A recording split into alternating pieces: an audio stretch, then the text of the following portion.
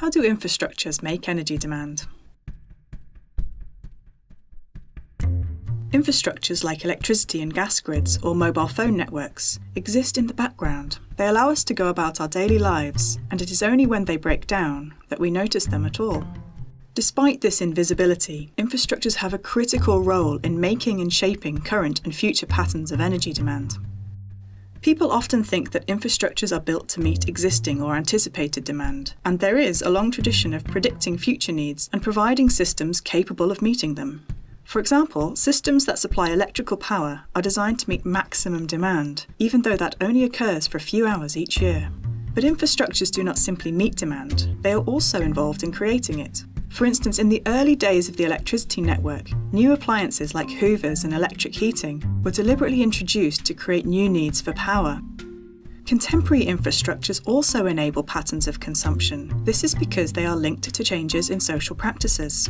The provision of high-speed broadband, for example, makes it possible to stream high-definition box sets and watch them at home on demand. This possibility is only realised as and when practices change, and as box set binge watching becomes normal for many people, high-speed broadband becomes increasingly necessary. As well as enabling people to do new things, infrastructures also limit what people can do, and when and where different practices take place.